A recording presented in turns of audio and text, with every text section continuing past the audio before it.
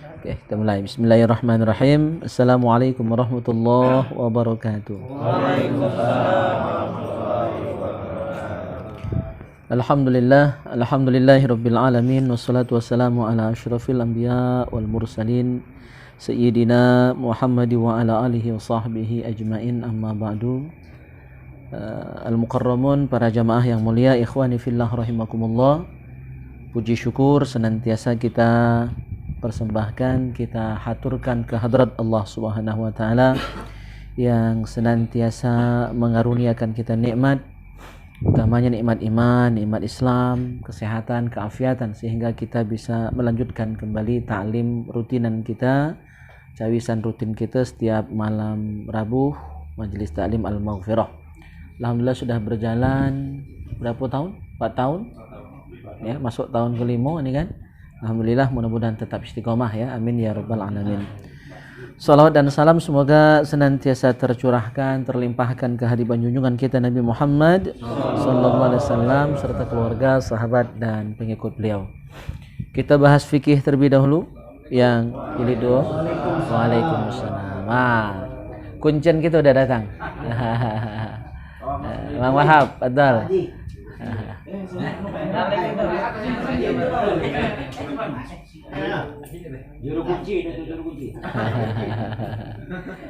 Terima kasih semuanya hadir walaupun dingin-dingin malam ini. Sebenarnya hujan lebat tadi kalau di Cangkring, nggak tahu di Remiling hujan lebat. Jadi sebenarnya dingin-dingin cuma karena orang banyak nih ngoba, ya, panas juga kan badan. Alhamdulillah, makasih wabil khusus Sohibul Bait, semoga makin lancar rezekinya. Rizki lahir batin, dunia akhirat. Nah, itu boleh ya. Lancar, aman, sukses segala-gala. Kita bahas fikih halaman 143. Faidah afdalul makasib adh-dhira'ah, thumma as-sina'ah, thumma at-tijarah. Qala jam'un hiya afdaluha. Kita bahas tentang satu faedah, usaha yang paling afdal, pekerjaan yang paling utama. Ya, jadi dalam Islam ibadah itu bukan cuma sembahyang. Sembahyang, puasa, zakat, haji itu namanya ibadah mahdhah. Ibadah mahdhah itu ibadah yang sudah ada ketentuannya, enggak baca anak di otak-atik. Jadi kita memang nak belajar nian. Pas-pas ya dari awal sampai akhir. Nah, itu ibadah mahdhah. Padahal Mang Haji, Mang Haji Hajar kan. Dalam masih ada longkang. Kamu tuh dibutuhkan supportnya untuk takbir tuh kakek. Asal ada yang ngangkut-ngangkut ke depan, takbir ke? Mang Hajar. Pokoknya ada jatah kalau. Asa akhir taklim Mang Wahab.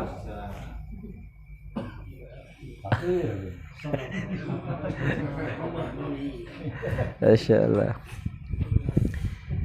Jadi dalam Islam ibadah itu dua macam. Ada mahdhah, ada ghair mahdhah. Kalau mahdhah itu salat, puasa, zakat, itu sudah ada ketentuannya kan? Aturan-aturannya khusus. Ada rukun, ada syarat, ada sunnahnya, ya, ada pembatalnya, ada hal-hal yang makruh untuk dilakukan. Nah, itu namanya ibadah mahdhah. Ketentuannya jelas. Ya. Nah, di luar itu namanya ibadah ghair mahdhah. Ya, ibadah ghair mahdhah ini banyak. Ya, dia di luar salat dan puasa dan sebagainya tadi. Nah, usaha, ya, upaya kita untuk ma'isyah, mencari penghidupan dalam bentuk apapun usaha itu, ini termasuk ibadah ghair mahdhah. Ya, ada memang ketentuan tapi tidak detail. Ya, tidak detail. Oke, termasuk ya ladang amal kita selain sholat dan ibadah mahdhah tadi adalah cari duit, cari nafkah. Apapun profesi kita itu adalah ibadah. Ya, asal halal. Dan bisa menjadi ladang amal. Jadi bukan cuma nyari duit, bukan cuma dapat duit. Kalau yang pejabat bukan cuma pacak naik pangkat, ya kan? Bukan cuma pacak dilantik bupati kemarin, bukan hanya itu. Ya, tetapi bisa bernilai ibadah, dapat pahala. Ya, nyari duit, duitnya dapat, pangkatnya naik mungkin ya, dan dapat pahala. Bahkan dijamin masuk surga tanpa hisab. Kan ada 3 macam golongan manusia yang selamat pada hari kiamat nanti dan masuk surga tanpa hisab. Masih ingat? Ya, yang ngaji ikhlas, yang imam disenangi makmum, terus muazin yang ikhlas. Nah, yang terakhir wa abdun ahsana fi ma bainahu wa baina rabbi wa fi ma bainahu wa baina mawalih. Seorang pegawai, pekerja, anak buah, anak kapak, dia ikhlas dalam pekerjaannya, dia tuntaskan pekerjaannya dengan baik, dan hablu minallahnya jalan. Di salatnya dikerjakan, ibadahnya dilaksanakan, pekerjaan tidak dilalaikan. Ya, jadi dengan Allah baik hubungannya, dengan bosnya, dengan pimpinan, ya, pekerjaannya tuntas. Ya. Nah, itulah yang dijamin masuk surga tanpa hisab. Nah, dari sekian banyak usaha, ya, dari sekian banyak pekerjaan yang ada di dunia ini, ada 3 pekerjaan yang paling afdal. Ya, usaha mencari nafkah yang paling utama. Nomor 1 az-ziraah. Bertani. Ya, bertani, bersawah, bidang beliau nih. Ya. Cuma nyurpi wae, datang wae. Nah, itu lemaknya. Nunjuk wae tadi, bukan kitanya yang nyangkul, bukan beliaunya ya. Nah, ngajari wae. Ya, bertani, ya, itu adalah usaha yang paling afdol. Ya, makanya kata Nabi itu dalam sabdanya, usaha yang paling bagus itu yang memang dari keringat sendiri, hasil tangan kita sendiri. Ya, itu yang paling afdol. Thumma sina'ah. Kemudian sina'ah ini industri, ya, pertukangan, ya, dan lain sebagainya. Industri. Thumma tijarah, kemudian dagang. Ya, dagang. 3 usaha ini adalah usaha yang paling afdol. Bertani, terus pertukangan. Nah, jenis pertukangan ini kan banyak, bukan cuma tukang ini, tukang jahit, ya kan, tukang bangunan, tukang jual bahan bangunan juga, ya kan. Itu double itu, ya.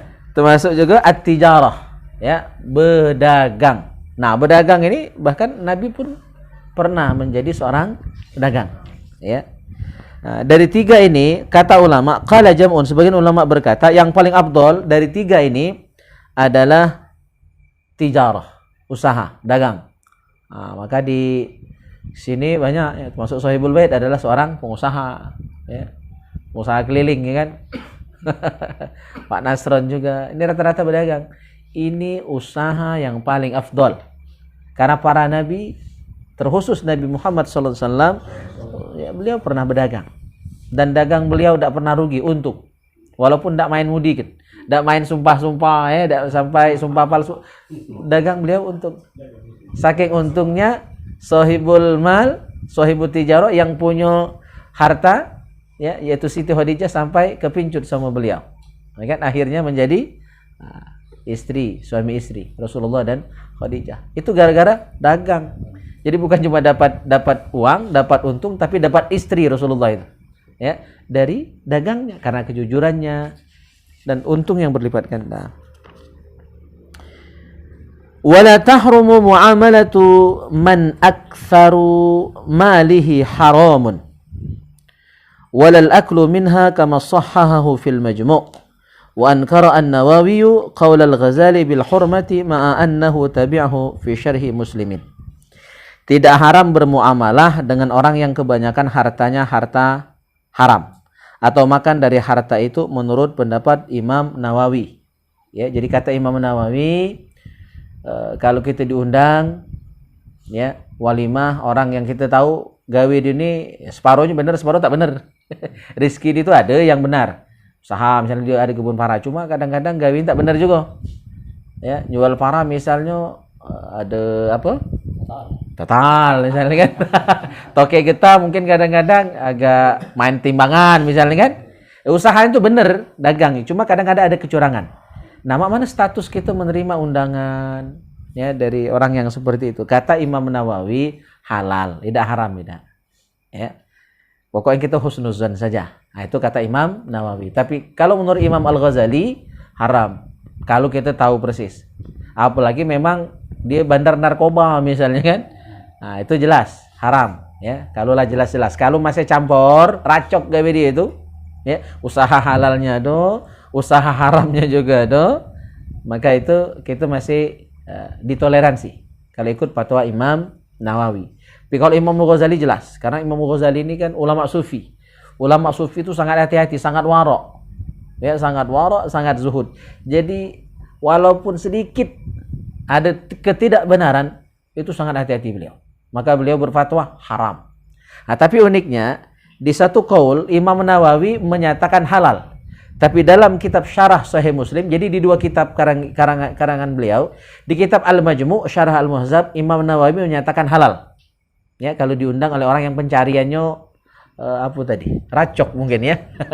Itu kata beliau halal. Ya. Tapi dalam kitabnya Syarah Sahih Muslim, Imam Nawawi ikut fatwa Imam Al-Ghazali. Ya. Haram juga kata beliau. Jadi berarti beliau punya dua pendapat. Wallahu alam apa yang terjadi? Intinya ada dua pendapat tentang kehalalan ya kita bermuamalah atau mengkonsumsi atau hadir di walimah ya yang tuan rumahnya pencariannya racok tadi ya, ada yang bilang halal, ada yang bilang haram. Kalau ragu-ragu ya datang baik cuma makan ada makan. Kalau ragu-ragu ya kan daripada was-was cuma lapar lah juga lah. Karena hati-hati nian ya, Nabi bersabda, kullu lahmin nabata min suhtin fannaru aula bih. Setiap daging di tubuh kita yang tumbuh yang berasal dari barang yang haram, maka neraka lebih layak untuk membakarnya. Ya, neraka lebih layak untuk membakarnya. Saya sering sampaikan kultum di Al-Amir itu, saya sering bahas doa makan. Kayaknya kan tidak nyambung doa makan itu. Coba perhatikanlah kalimat dalam doa makan itu. Allahumma barik lana fi ma razaqtana apa ujungnya? Wa qina adzabannar. Wa qina adzabannar ngapu makannya pun neraka itu. Ya. Allahumma barik lana. Ya Allah berkahilah. Ya fi ma razaqtana rizki yang sudah Engkau karuniakan kepada kami. Yang kami makan, tolong berkahi. Yang kami minum, tolong berkahi. Yang kami pakai, tolong berkahi ya Allah. Yang kami gunakan untuk pendidikan anak-anak kami, tolong berkahi ya Allah. Semua yang kami dapat, ya, semua yang Kau karuniakan kepada kami. Apapun itu, ya, berkah. Jadi darah daging. Kalau anak kami sekolahkan dengan pencarian kami itu anak kami jadi anak yang soleh-soleha. Jadi orang kali. Nah, itu harapan kita. Allahumma barik lana fi ma razaqtana. Itu maksud doa itu. Cuma ujungnya itu. Wa qina adzabannar, jagalah kami ya Allah, lindungilah kami dari neraka. Ya, jarang orang merenungkan doa itu, dibaca baik, hafal baik, tapi jarang dipikirkan. Artinya, ya, dengan doa itu kalau kita perhatikan dan kita baca terus setiap makan, minum, ya, bagi siang malam tiap hari, itu kita hati-hati dengan masalah makan minum itu. Karena kalau udah hati-hati, wa qina adzabannar, masuk neraka.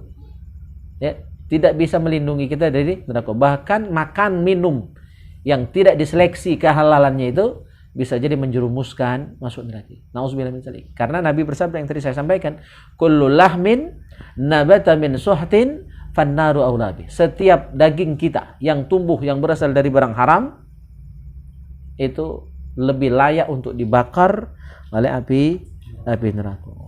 Maka hati-hati dalam pencarian. Walaupun 3 usaha tadi afdol, nah menjalaninya harus dengan baik dan benar sesuai tuntunan. Ya. Intinya kalau usaha itu nak jujur itulah. Bertani juga tak jujur kan? Tadi getah pakai tatal. Ada di beberapa daerah tuh pakai tejo ya kan. Sehingga aek gal. Asal disetir pecah nebok galon ya kan? Berdebur. Nah, itu kan tidak jujur. Ya. Maka Rasulullah wanti-wanti apapun usaha kita. Apapun. Ya. Lintas usaha pokoknya. Maka Nabi membuat warning ya. Hati-hati untuk kita dalam usaha yang kita lakukan. Laisa minna man gharrana, kata Rasul. Laisa minna man gharrana. Bukan umatku, bukan orang Islam, bukan hamba Allah, bukan orang mukmin. Man gharrana, yang mudikan kami. Nah, jadi harus jujur dalam usaha. Jangan main sumpah palsu demi melanggengkan usaha. Pokoknya walaupun tak laku, tak usah nak sumpah. Apalagi, woi modal itu tuh jangan. Ada usah nak nyebut-nyebut itu. Orang nak beli payuda sudah. Pokoknya yang datang itu dan deal usaha dengan kita itu berarti rezeki kita. Kalau dia cuma nanyo-nanyo detail, banyak tanya, melidak ya kan, udah anggap itu hiburan. Kan ada yang model itu. Banyak ya. Jadi adem saja, enjoy saja, ya. Pokoknya jangan sampai demi melariskan usaha kita, melanggengkan usaha kita sampai mudikan, sampai tipu-tipu, sampai main sumpah palsu, itu tidak berkah. Dan kita dilarang walaupun benar, main sumpah itu tidak boleh. Dekat-dekat demi Allah, dekat-dekat demi Allah tidak boleh. Walaupun kita benar, apalagi salah. Makanya Imam Syafi'i itu tidak pernah bersumpah, baik jujur ataupun tidak pernah bersumpah. Karena ketika kita leman bersumpah, walaupun benar, itu hilang berkah dari usaha gitu, ya. Nah, itu pantangan sebenarnya, ya. Main-main sumpah itu tidak boleh. Jadi harus jujur. Kas tadi saya sempat buka beberapa kitab untuk tambahan penjelasan kita ini. Ketika menafsirkan ayat ya ayyuhar rusul qulu minat thayyibati wa'malu salihah inni bima ta'maluna alim. Wahai para rasul. Jadi kalau Rasul saja diseru berarti kita ini lebih lagi, ya. Wahai para Rasul, kata Allah, seluruh Nabi disuruh oleh Allah Subhanahu Wa Taala, kulu minat thayyibat, makanlah yang baik-baik. Artinya yang halalnya, ya, jangan racok tadi. Wa'malu salihah, dan beramallah yang soleh. Makanlah yang halal, beramallah yang soleh. Aku, kata Allah, ya, tahu apa yang kamu lakukan itu. Aku jingok gala apa yang kamu lakukan, usaha kamu, kemana hasil usaha tadi dipakai, ya kan, untuk kebaikan atau keburukan, aku jingok gala, kata Allah. Ya, inni bima ta'maluna alim. Aku tahu apa yang kamu lakukan dengan rezeki tadi. Nah, Imam Ibnu Katsir dalam tafsirnya Ibnu Katsir jilid 5 halaman 477, beliau menafsirkan ayat tadi. Apa kata beliau? Fadalla hadza ala annal halal aunun alal amal as-salih. Berdasarkan ayat ini, mengonsumsi yang halal ternyata faedahnya adalah aunun. Aunun, bukan ainun ya. Kalau ainun anak saya. Ainun, mata, ya, atau mata air surga. Aunun. Jadi kalimat bahasa Arab itu berubah huruf, berubah arti. Kalau ainun, mata air atau mata biji mata, ya kan? Nah, kalau aunun pakai waw artinya adalah menolong, membantu, ya. Alal amal as-salih. Ya, jadi mengkonsumsi makanan yang halal dapat membantu kita mengerjakan amal soleh. Jadi kalau kita alhamdulillah terasa ringan, ya, tidak berat, nak ke masjid, ya, walaupun ngantuk-ngantuk tahan, miluk cawisan, ya kan, dingin-dingin, ya, hujan-hujan, ya, masih tahan miluk cawisan walaupun capek balik dari begawe, kan, masih miluk cawisan, ya, masih ke masjid untuk sholat berjamaah. Nah, itu tanda berarti kita aunun, dibantu oleh Allah untuk melakukan amal soleh. Dan itu kenapa bisa ringan melaksanakan amal tadi? Karena kita mengkonsumsi barang halal, yang halalnya. Nah, sebaliknya berarti mafhum mukhalafahnya, pemahaman terbaliknya, kalau galak makan barang haram, berat nak ibadat, ya, kaki itu pecah digantung nak ke masjid. Ya, beratnya. Nah, bisa jadi bukan kita yang punya usaha haram tadi. Mungkin kita temakan, dikasih, ternyata hasil usaha orang itu kurang halal. Itu pula kena. Ya. Jadi apalagi memang itu usaha kita yang tidak benar. Kita hanya dikasih. Ya, ternyata sumber orang yang ngasih tadi remang-remang. Subhat untuk tidak menyatakan itu haram, itu ngefek juga ke kita. Ada pengaruh juga ke kita. Berat. Ya. Nah, nak merasakan dalam kitab Al-Minah Husaniyah ini juga sempat saya buka, nak membuktikan kita tuh makan barang haram atau tidak, minimal kita masuk ke dalam tubuh itu barang yang subhat atau tidak, rasakan pagi-pagi. Waktu bangun pagi itu, ya, gampang atau tidak, berat atau tidak bangun paginya. Kalau terasa berat bangun pagi, biasanya lancar. Ya, biasanya tidak. Nah, suatu hari, suatu subuh misal agak berat. Nah, periksa. Ya, periksa mungkin ada yang tidak benar. Entah yang masuk ke tubuh kita, atau yang kita lakukan, atau yang kita ucapkan. Itu pengaruh kalau. Nah, perlu saya sampaikan juga, yang haram ini bukan cuma masalah makan minum. Ya, kadang-kadang kan kita hanya membatasi halal haram itu cuma urusan makan minum, enggak. Luas. Ucapan itu juga ada ucapan yang haram. Jarut. Itu pengaruh juga. Jadi ucapan haram, perbuatan yang haram, makanan yang haram, sikap batin yang haram. Ya, sikap arti isi hati. Suuzon. Itu kan gabeti. Haram enggak suuzon? Haram. Nah, semua yang haram yang kita makan, yang kita minum, yang kita ucapkan, yang kita lakukan, yang kita pikirkan, Victor, pikiran kotor, ya, itu kan haram juga, deh. Semua itu akan berpengaruh ke diri kita. Jadi tolong jangan dipersempit maknanya. Haram ini bukan cuma makan, minum, ya, dan juga bukan cuma zatnya, tapi juga sifatnya atau caranya. Semangka ini kan halal, buah-buahan. Cuma mengambil punya orang. Ya mah kalau beliau ini jelas kan halal, makan-makanlah. Ayam halal lah. Cuma menangkap ayam tetangga. Dipindang sampai des ya kan? Ya, makan diajak ngundang tetangga tadi kan sudah kenyang. Alhamdulillah makasih ya. Ayam mula tadi itu. Itu haram juga. Gosop namanya. Walaupun tuannya diajak makan sudah tuh kayak. Allah. Jadi hati-hati. Barang haram itu pengaruh ke kita. Pengaruh juga ke anak bini. Ya. Susah ngatur kadang-kadang ya, ndak dengar kata. Itu salah satu pengaruh dari yang haram tadi. Tapi ingat, haram dalam pengertian yang luas tadi. Kau cuma makan minum, ucapan, perbuatan, isi hati. Jadi harus betul-betul bersih halal nian. Ya, gitu. Saya tadi juga sempat catat dari kitab Ihya Ulumuddin jilid 2 halaman 91, qaul dari seorang ulama sufi yang bernama Sahal At-Tustari. Apa kata beliau? Man akalal haram asad jawarihuhu sya'a am aba alima aw lam ya'lam. Barang siapa makan barang haram, tadi melakukan sesuatu yang haram, maka asad jawarihuhu. Asad itu durhaka, maksiat. Anggota badannya, panca inderanya bakal maksiat. Ada baik kaki. Dak tangannya kakinya, dak kakinya mata, dak matanya telinga. Ada baik kaki. Salah satu dari panca indera dia akan melakukan maksiat, kedurhakaan. Ya, melakukan dosa. Jadi besar pengaruhnya makan, minum, ya, atau melakukan yang haram itu. Sebaliknya waman kanat tu'matuhu sya'am aba. Baik dia kehendaki atau tidak, dia tahu ataupun tidak, sengaja tak sengaja telaku itu apa maksiat tadi, sengaja ataupun tidak.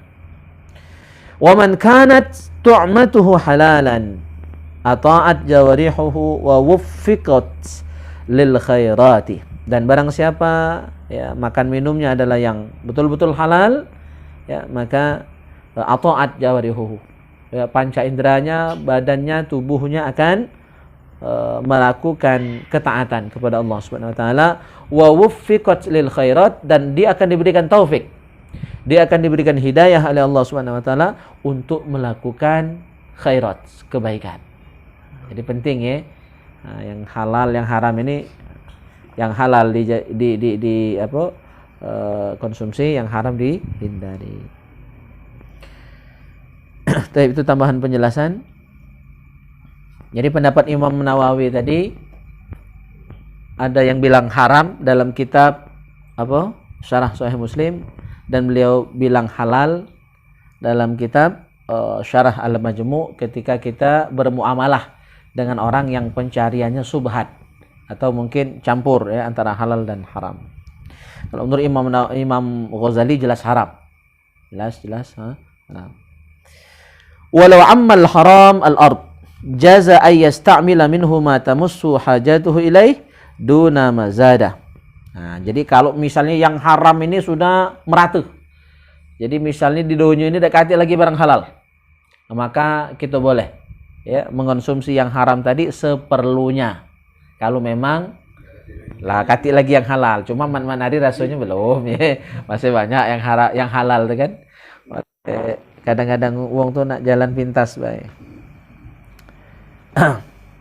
haza in tuqi'a ma'rifatu arbabihi wa illa sara li baitil mal fa ya'khudhu minhu biqadri ma yastahiquhu fihi kama qalahu syaihuna. Apabila keharaman telah melanda bumi, maka diperbolehkan mempergunakannya seukuran keperluan, sesuai kebutuhan.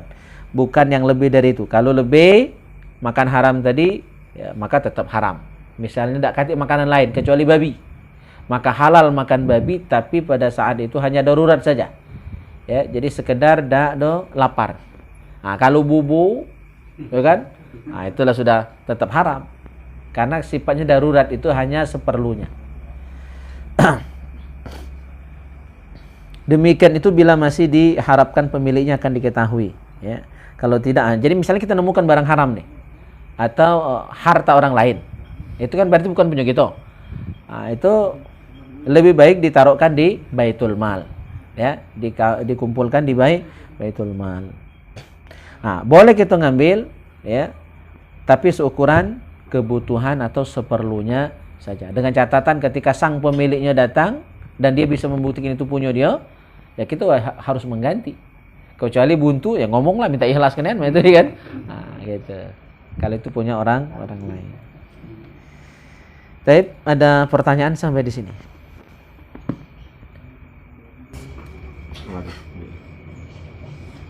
Ada. Ya.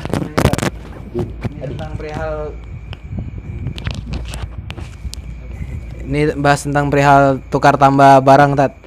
Ini posisi ini orang ini nukar tambah HP dengan HP yang lain. Di HP yang lain ini salah satu dari mereka sudah cek masing-masing. Kalau HP yang pemilik yang satu pada saat ngecek HP yang pemilik kedua tuh mereka udah tahu kekurangan kelebihannya, ya tidak tahu kekurangan kelebihannya, Tat. Pas dengan dicek-cek masing-masing itu ya tidak sadar sama sekali itu kekurangannya apa dan sebagainya. Nah, tapi posisi itu sudah deal memutuskan tuh ya tukar tambah lepas. Nah, pada saat sudah dites secara langsung dengan yang pihak yang lebih paham tentang HP, ternyata ada minus di HP tersebut, Tat. Kira-kira kalau tukar tambah yang itu salah enggak kalau untuk orang yang baik yang nukar nambahnya ataupun yang ngedil kayaknya tuh? Salah enggak, Tat? Ya, jadi jual beli itu kan ada khiyar, al-bai'ani bil khiyar. Jual beli itu ada khiyar. Ada khiyar majelis, ya kan? Khiyar majelis itu artinya dia milihnya di situlah. Ketika sudah deal, maka itu tidak kati lagi, nak pacak saling tuntut tuh, udah lepas. Jadi kalau seperti yang ceritamu tadi, seharusnya tidak bisa nuntut karena dia sudah cek masing-masing. Ya. Nah, kurang ketelitian dia, salah dia. Nah, kecuali ada perjanjian. Ini kita minta waktu misalnya 2 hari 3 hari. Ya, kalau misalnya ada kerusakan atau ada sesuatu yang tidak sesuai dengan perjanjian, mana kalau kita urung misalnya tidak jadi misalnya kan. Nah, kalau ada perjanjian seperti itu boleh dibalikkan. Cuma ketika tidak ada perjanjian seperti itu, namanya di khiyar majelis, khiyar di majelis itulah tidak ada minta waktu, ya, tidak minta tempo, tidak kasih garansi sekian hari misalnya, maka itu tanggung masing-masing resikonya kalau misalnya ada yang kesalahan di situ. Ya. Nah, jadi tidak berkewajiban. Ketika misalnya nak dibalikkan tidak wajib nak ganti karena sudah deal. Ya, makanya disinilah penting kejujuran. Kalau kita jual barang kita yang lah buruk, yang lah bekas, harus jujur. Ya, kekurangannya di mana sebutkan tanpa orang itu nanya. Kita beritahu, ini pecah di sini, ini baterainya misalnya lah lemah. Kalau HP tadi dikasih tahu. Ya, nah itulah pentingnya kejujuran dalam usaha, dalam ikhtiar. Kalau tidak jujur, terbudi memang. Nah, cuma sekali itulah kita dapat bermuamalah dengan dia. Ke depan kita sudah tidak mendapatkan kepercayaan lagi. Jadi ruginya lebih besar. Ya, ruginya lebih besar kalau kita ketahuan bohong tadi. Maka pegang betul prinsip Nabi dalam usaha, laisa minna man gharrana. Jangan mudikan. Tidak termasuk umat Nabi orang yang mudikan, ya, yang tidak jujur dalam usaha. Ya. Kita dalam hati mungkin tidak ngomong ya, tapi udah dendam, ya, berjanji tak lagi nak usaha dengan dia, malah ketahuan. Nah itu kan lebih rugi kita. Padahal kalau jujur, insya Allah untungnya akan berlipat ganda, ya, akan disusul dengan usaha-usaha berikutnya, deal-deal berikutnya, ya, gitu. Jagalah kejujuran.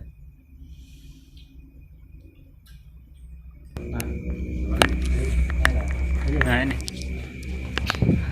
Tadi kan perjanjian. Aku ini kan sering nemu. Ini ada barang itu barang lah minta jual dengan kita, dah. Habis sudah minta jual dengan kita, dia janji. Kaget nih kalau barang ini laku, aku ngasih kau. Tidak disebutnya kan? Nah setelah udah itu barangnya laku, habis itu dia nak ngambil barang dengan kita yang baru kan? Pas ngambil dengan yang barang yang baru dengan kita, barangnya laku tidak merek kita. Pas barangnya laku ngambil yang baru bukan dengan kita. Itu cak mana orang mah itu?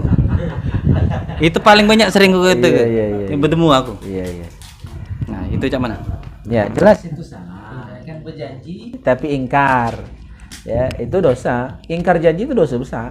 Jangan remehkan. Nanti insya Allah kita akan bahas kitab Al-Kabair ya. Ada 70 dosa besar. Itu karya Imam Az-Zahabi. Ada juga kitab Az-Zawajir, itu lebih tebal lagi. Insyaallah nanti kitab mana yang khatam kita ganti kitab itu.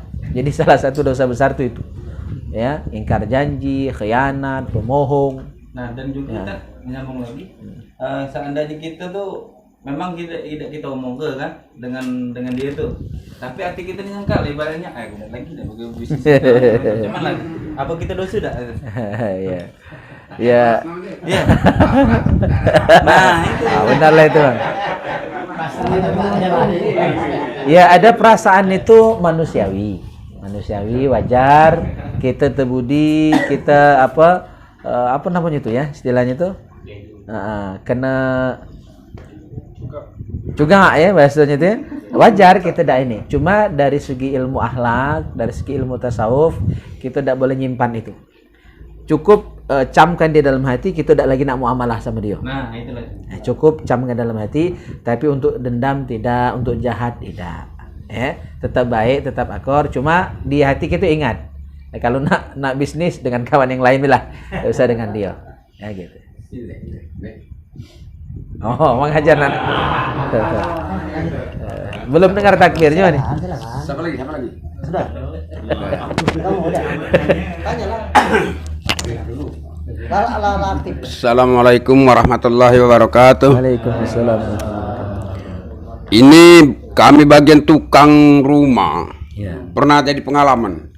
Pernah begawi di sesuatu tempat jauh taruh lagi. Daerah Sujian apa di Makarti. Nah, kami di begawi terus milu tukang ini kan. Asak berikinan 2 juta sekian gaji itu, Bo. Nah, tuh Bo dapat 600 yang dibayar, yang lain itu hilang. Mana lah itu kikir? Iya. Tidak dibayar lagi. Nah, itu baik coba. Assalamualaikum warahmatullahi wabarakatuh. Jelas itu zalim. Ya, tidak memberikan hak orang lain. Dalam ajaran Islam, Nabi mengingatkan kita, bayarlah hak ya pegawai kita itu sebelum keringatnya kering. Nah, Itu ajaran Islam. Nabi yang mengajarkan. Sebelum keringatnya kering, sebelum dia nagih, sebelum dia kelaparan, ya bayarlah upah pegawai kita, upah tukang kita, dan orang-orang yang bekerja dengan kita. Ya, itu luar biasa kalau dijalankan. Ini belum tidak tepat waktu, telat, ngurangi belum. Nah itu sudah zalim. Jadi itu makan barang haram dia, karena menggunakan hak orang lain. Ya. Berarti rugi. Tapi yang paling rugi yang tidak bayar tadi. Untuk di akhirat Ya. Jadi kalau misalnya kita ini kan sekarang ini kan orang kadang-kadang tuh karena ada kemudian kadang panjang tidak kontan ya kan. Nah misalnya kalau kita membeli tanah atau orang membeli tanah dengan kita kan, kemudian misalnya jadi kita kan 15 juta, jadinya dibayar dulu, dibayar 5.000. Itu kan kalau seandainya tidak jadi mau mana ini? Jadinya halal hanya makannya duitnya itu kan? Iya. Kemudian setelah beberapa waktu yang itu kan meleset gitu kan? Tak jadi. Meleset tidak jadi. Jadi duit tadi taruhlah Tadi ucapannya halal ya. Iya. Ini kalau seandainya tidak jadi kamu ambil duit itu. Tapi kalau jadi ya ditambah 14,5 lagi kan. Nah, jadi tidak terjadi kan. Iya. Tidak terjadi ketepatan janji tadi. Nah, itu kamu kita makan kok halal lah gitu. Iya, jelas sesuai perjanjian. Kalau Ya. tidak pakai Iya, kan iya. janji cuma Halal. sampai. Iya. Halal. Insyaallah halal.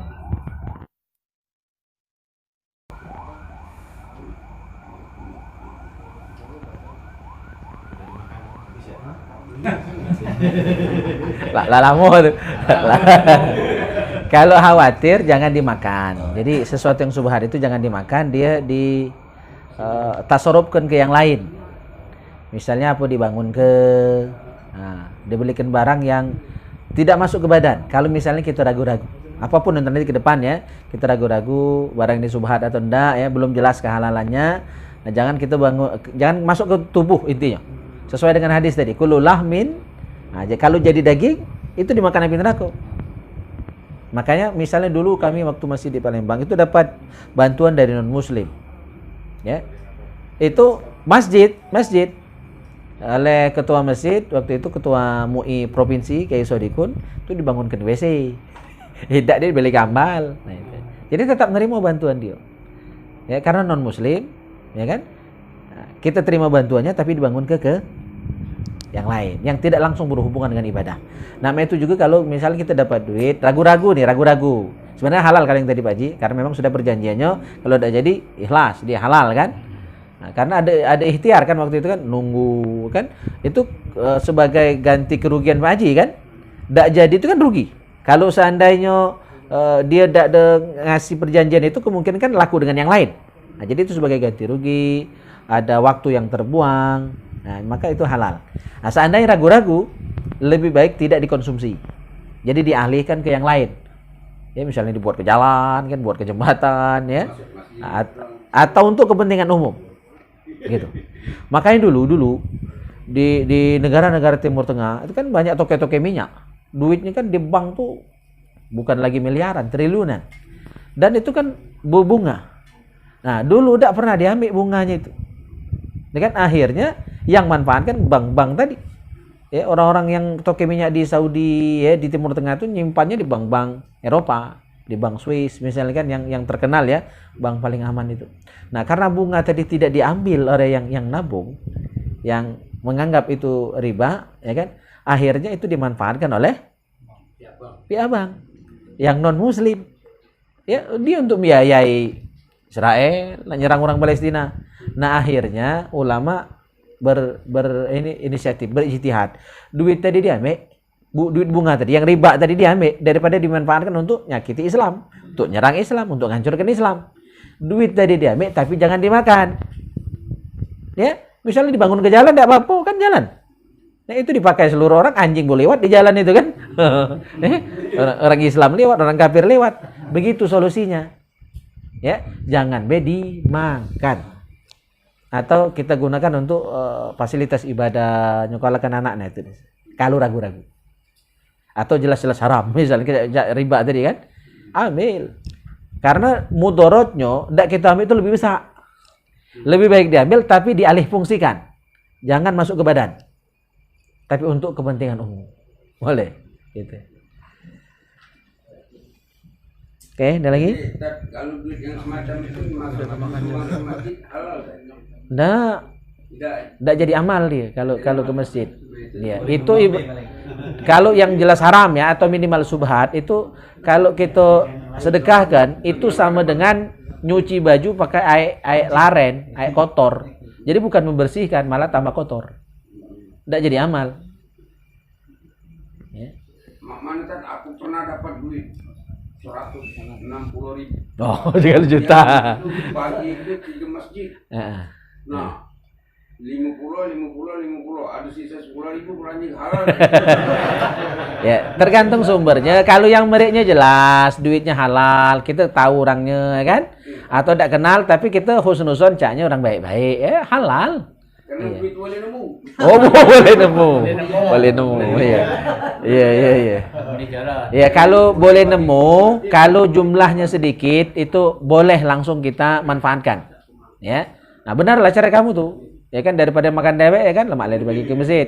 Jadi amal kamu dapat, yang punya duit itu boleh amal juga tanpa sengaja. Nah, upah keringat lah kan. Upah keliling masjid tinggi kok tadi kan. 10.000 belanjanya. Beli es kongkong. Aku mau lagi jualan es dulu. Oh, lah lama namanya. Soalnya waktu berkelilingnya tadi. Nah, ini enggak tanya kita. Kalau kita nagih utang, Pak. Oke, sudah. Oke ya? Nah, kalau kita nagih utang, Pak. Orang tuh kaget-kaget terus. Dan juga jadinya aset itu busuk telah selalu. Lagi apa biar kelah, tapi aku udah ikhlas sebenarnya. Ya, utang itu tetap ditagih. Tahu misalnya di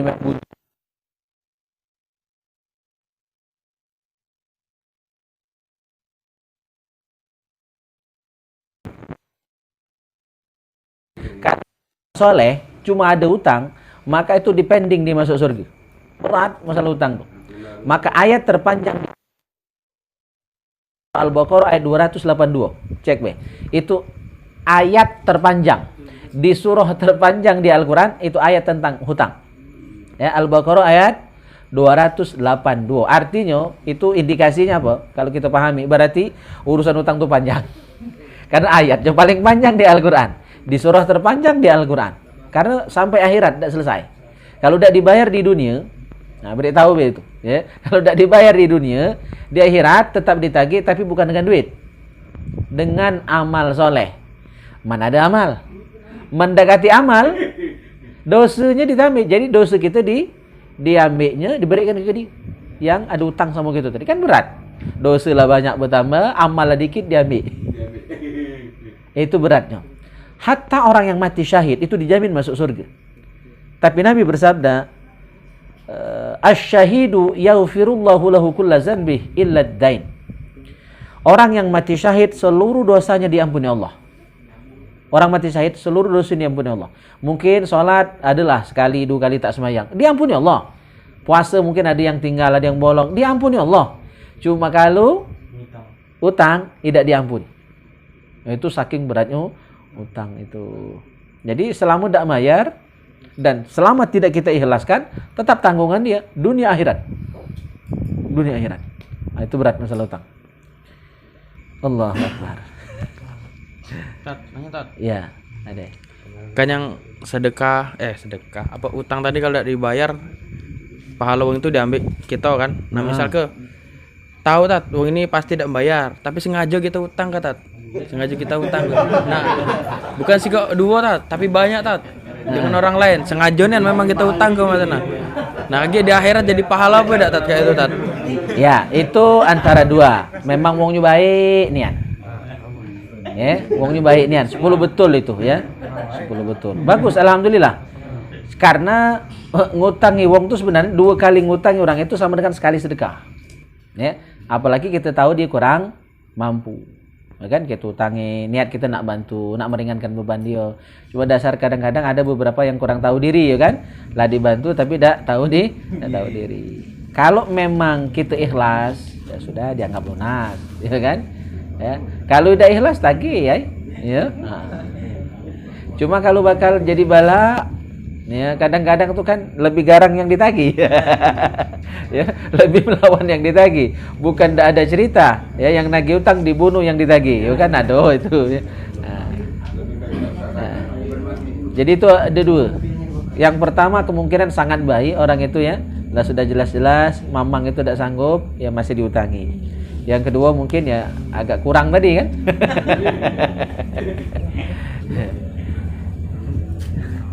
Ya. Namanya pertanyaan online. Dari Fakhrul Razi bin Fatah. Oh ya. Beliau bertanya tentang hukum arisan. Dari sedekah. Ya, arisan itu menuju kita kan wa ta'awanu 'alal birri wat taqwa. Ya, saling tolong, saling bantu, saling pinjam. Ya halal.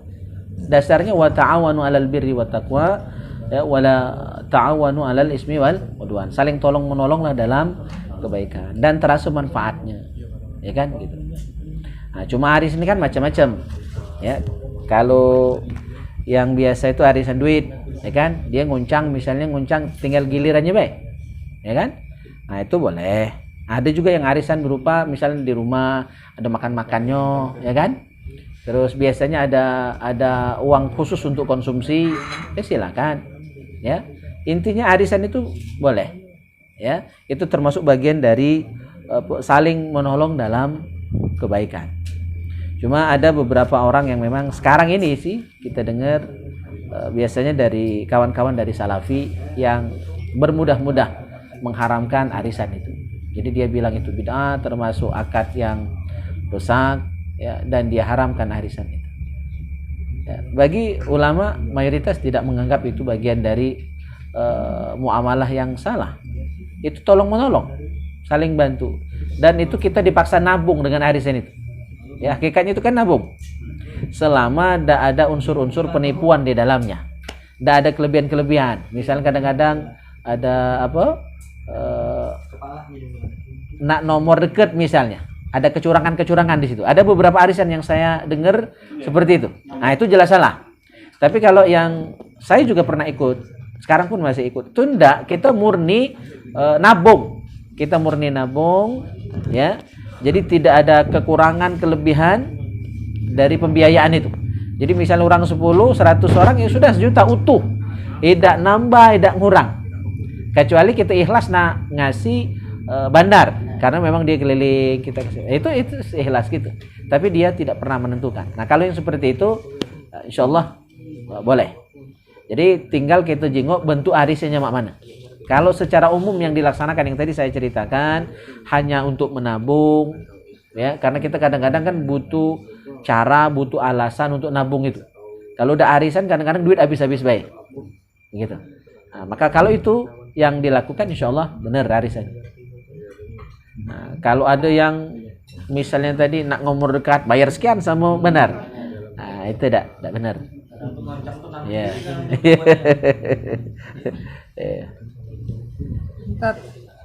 Ya. Ini kan ya. Ada orang nitip barang dengan kita, Pak Ustaz ya. Nah, terus sampai hari ini tidak datang lagi, Pak Ustaz. Nah, cara kita nak bayar tuh yang paling bagus tuh mana, Pak Ustaz? Barangnya tuh tahan lama atau barangnya sudah habis terjual lah itu. Nah, terus kami tunggu-tunggu tidak datang hampir 5 tahun lebih ya, Pak Ustaz. Ditunggu-tunggu kan tapi tidak datang orangnya. Nah, kami tuh bingung nak dibayar-bayar kemana, kaki orang datang. Nah, jadi bingung di situ, Pak Ustaz.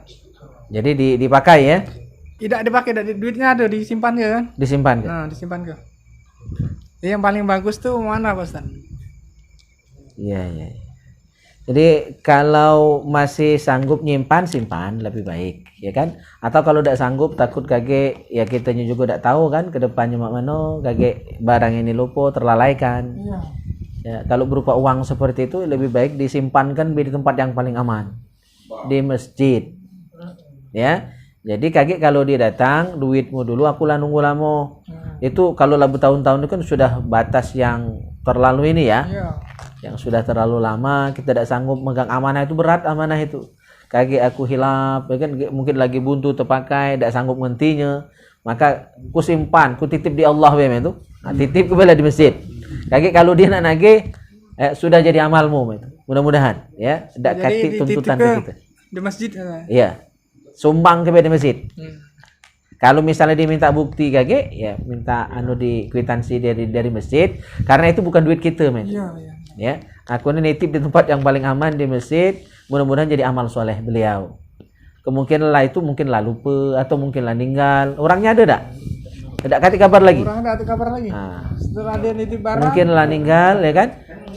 Itu be. Mungkin ya, insya Allah lebih tepat disumbangkan baik. Ya, apa ke panti, apa ke masjid, apa ke pesantren sebagai bukti untuk wanti-wanti saja seandainya dia nagih, ya kan? Apalagi mungkin agak besar dananya, kita tidak mungkin nak bisa gantinya misalnya. Kalau dia datang misalnya itu duit tadi kita pakai, itu kita wajib ganti karena kita dititipi, bukan dikasih, ya kan? Nah, daripada kaget ganti, lemaklah minta bukti bahwa itu kita sumbangkan ke masjid atau ke pesantren atau kemana. ya, lebih aman. Aku tak. Ya. Nampaknya pertanyaan dari Pak Edi Mawardi. Cuma tulisannya mak ini Tat. Ya. Assalamualaikum Ustadz, ini Bani. Pakai Bagaimana akun. jika kita sudah memohon kepada Allah untuk membayar hutang, tapi ternyata sebelum hutangnya lunas, dia sudah meninggal dunia. Yang nak kita bayar hutang itu. Oh iya. Ya, sedekah kan tadi. Sedekahkan. Jadi kalau almarhum sudah meninggal, dicari ahli warisnya. Bayar utang tadi, berarti piutang ya. Nah, utang kita ke beliau tadi yang kita nak lunas tapi beliau sudah keburu wafat, kita kasih ke ahli warisnya. Kalau misalnya tidak ketemu juga ahli warisnya, solusi terakhir adalah disumbangkan ya ke masjid atau ke tempat-tempat lain yang memang layak untuk mendapatkan sumbangan. Fakir miskin boleh. Tapi atas nama almarhum. Ya, atas nama almarhum. Jangan atas nama kita. Atas nama beliau. Nah.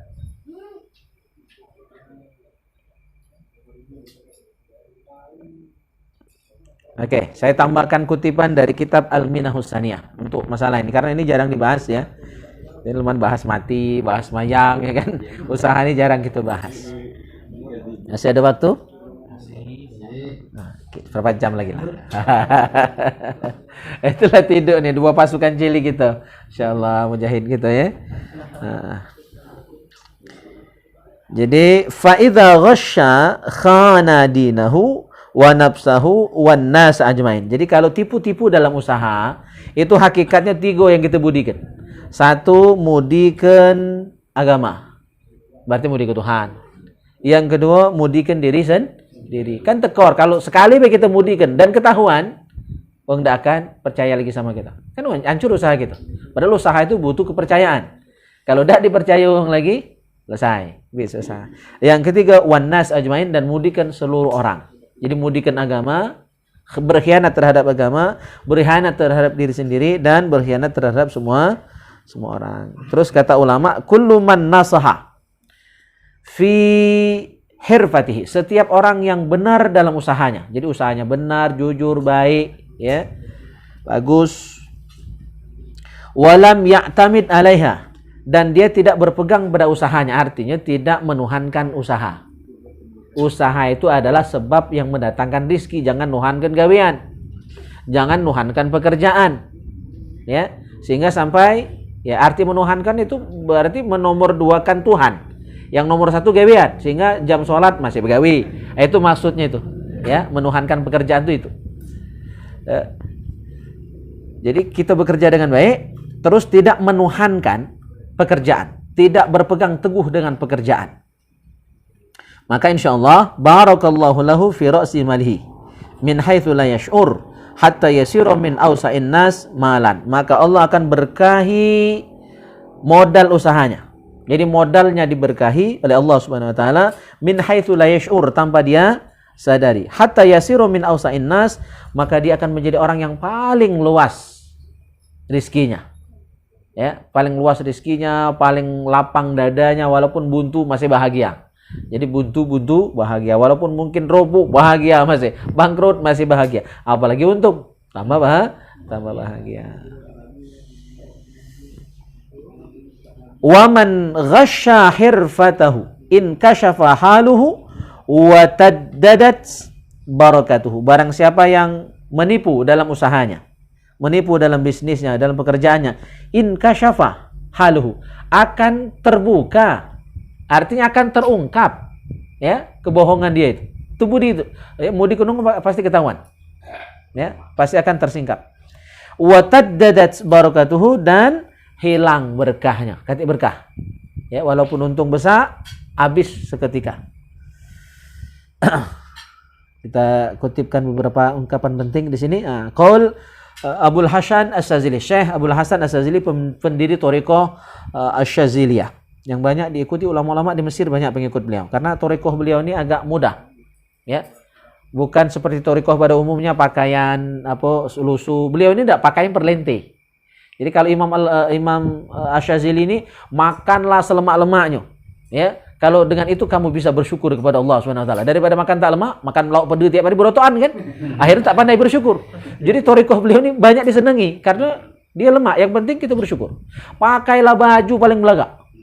Ya, tidurlah di kasur yang paling empuk. Kalau itu membuat kamu pandai bersyukur kepada Allah, itu top, itu baik. Daripada tidur di tikar, berotoan, berkeluh kesah. Ya, itu kan kalau kita berkeluh kesah, siapa yang kita roto itu? Allah. Jadi lebih besar dosanya. Oh, jadi beliau ini agak beda dari mainstream ya. Beda dari aliran sufi mayoritas. Ya, yang hidupnya sederhana kan mayoritas. Tapi beliau silakan kayu, jabatan tinggi, asal bersyukur kepada Allah. Oh, itu ya. Maka beliau ini banyak diikuti thariqahnya. Lemah. Ya. Kuncinya sabar, syukur, ridho. Itu thariqah beliau. Apa kata beliau tentang usaha ini? Manik tasaba wa qama bi faraidi rabbih ta'ala alaihi faqad kamulat mujahadatuhu. Barang siapa begawi, punya usaha, bekerja, tetapi tetap melaksanakan kewajiban dengan Allah Subhanahu wa taala. Nah, itu kuncinya. Begawi silakan, tapi kewajiban jangan tinggal. Maka berarti orang itu kata beliau adalah orang yang kamulat mujahadatuh, orang yang sempurna mujahadahnya, ya, kesungguhannya dalam ibadah kepada Allah Subhanahu wa taala. Kata Abul Abbas Al-Mursi rahimahullahu taala yaqul, beliau berkata, "Alaikum bis sabab wal yaj'al ahadukum mukukahu subhatahu wa kudumahu subhatahu wal khiyatata subhatahu, ya, was safara subhatahu." Kata Abul Abbas Al-Mursi rahimahullahu taala, hendaklah kalian bekerja. Harus ada gawe, jangan luntang-lantung, jangan nganggur, jangan jadi bujang buntu ya. Harus ada gawe. Ya, apapun harus ada usaha. Ya, jangan luntang-lantung bae ya. Jadi getok dusun, jurang dusun ya. Kulu kilir, kuntang kinting, ada jemuran diambil ya kan.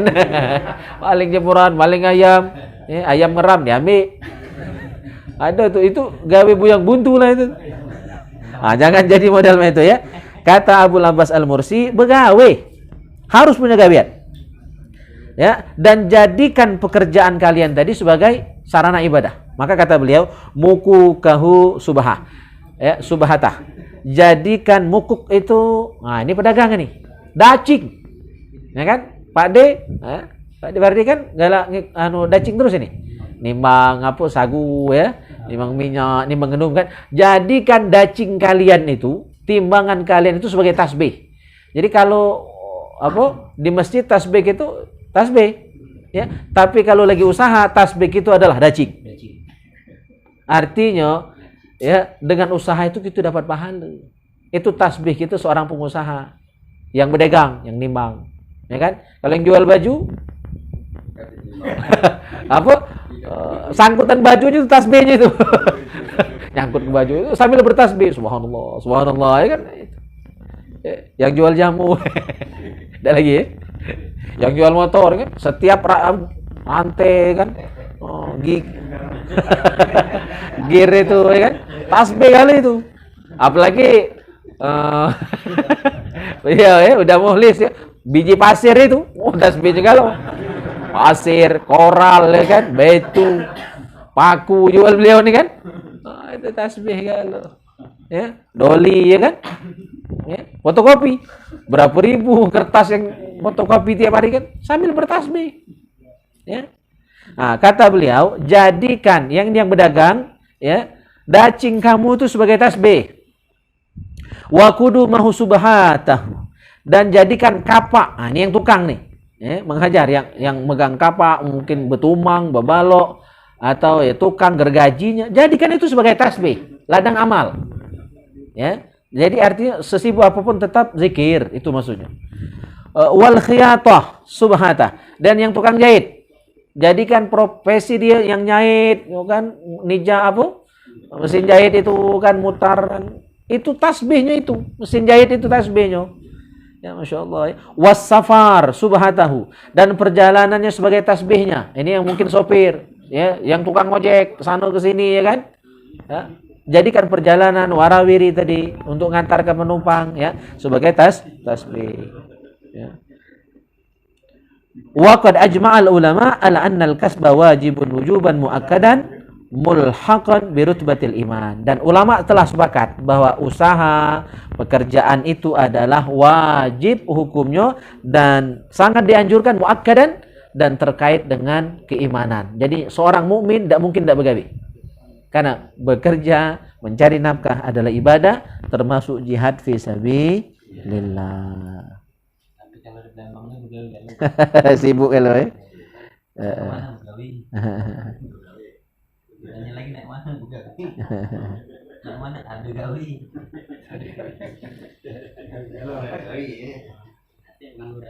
Ya.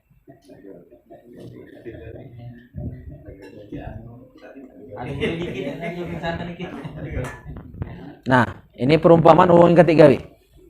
Kata ulama, pengarang kitab ini adalah Syekh Abdul Wahab Asy-Syarani. Jadi beliau kasih komen untuk yang dak ketiga wi, yang bujang buntu tadi ya. Apa kata beliau?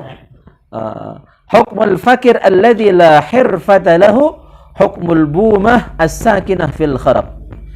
Ya, orang yang tidak punya pekerjaan itu bagaikan burung hantu yang tinggal fil kharab, di rumah yang buruk, di rumah yang hancur, di rumah yang roboh.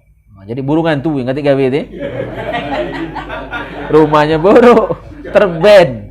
Nah, itu perumpamaan dari Syekh Abdul Wahab Asy-Syarani, orang yang tidak punya pekerjaan. Jadi harus ada gawe apapun itu. Ya, burung hantu. Terakhir ya saya sampaikan annal kasba semua la yahfa annal kasba litakatsur wa tafakhur mazmumun syar'i. Nah, yang salah itu begawe cuma niatnya untuk menumpuk-numpuk harta, untuk dibanggakan, untuk disombongkan. Kita katakan kaya, sugih. Nah, itu yang salah. Tapi kalau untuk kebutuhan keluarga ya, atau niatnya untuk sedekah, atau niatnya untuk at-tahadduts bin nikmah, menikmati karunia Allah, dibangun ke rumah yang agak bagus ya kan, dibelikan kendaraan, itu halal. Maka hukum mencari nafkah itu 4 ya. Wajib itu kebutuhan sandang pangan, papan, itu wajib. Yang kedua sunnah untuk sedekah, untuk berbagi dengan orang lain. Yang ketiga untuk menikmati karunia Allah. Ya, belikan baju bagus, rumah dibagusi, beli kendaraan, itu halal, mubah. Nah, ini 3 ini boleh. Wajib, sunnah, mubah. Nah, yang haram nomor 3. At-takatsur wat tafakhur. Ya. Niatnya untuk dibanggakan, untuk disombongkan. Ya. Nah, itu yang salah. Itu hukumnya mazmum, tercela dan haram. Man talaba dunya halalan mukathiran mufakhiran laki Allah Ta'ala wa huwa alaihi ghadban. Barang siapa mencari rezeki yang halal ya, tapi niatnya untuk ditumpuk-tumpuk, untuk dibanggakan, maka di akhirat nanti dia akan berjumpa dengan Allah dan Allah murka kepadanya. Nah, ini yang halal, apalagi yang haram. Ya. Oke. Cukup ya. Nah, sampai di situ. Jadi yang tak gawi tadi burung hantu. Mana ini tak? Ini 5 tahun tidak boleh anak begawi. Oh, itu lain. Nah, itulah dia yang nanggung. Merdeka sudah kamu tuh. Lain cerita. Nah. Kalau mau burung hantu tuh.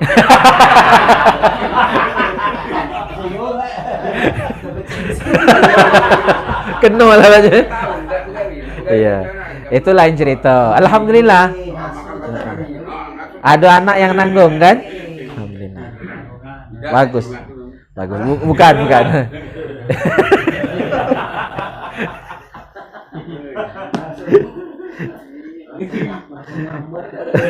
Takut juga kata keburung hantu Allah.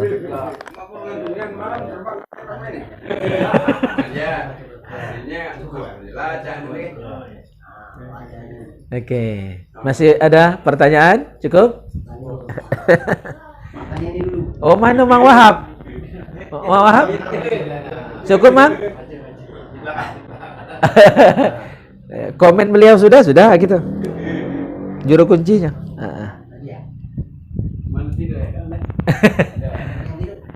Oke. Oh, ngajak cucung ya? Satu lagi pertanyaan. Iya, boleh. Alhamdulillah. Dari yang Fahrul Rozi tadi lagi. Assalamualaikum Ustadz. Kami pedagang ini sudah pasti ada hutang.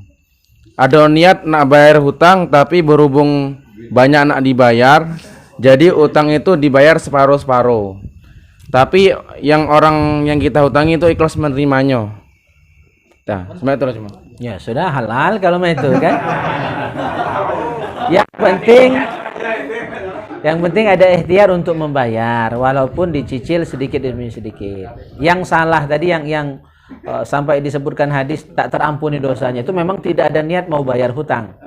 Nah, itu yang diingatkan oleh hadis bahwa tetap ada tuntutan sampai di akhirat nanti. Yang dilunasi dengan amalnya ya.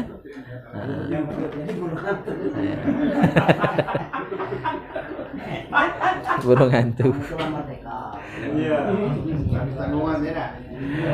Oke, sudah kita cukupkan ya. Cukup? Masih ada, Mang? Cukup. Nah, kita tutup dengan doa kafaratul majlis.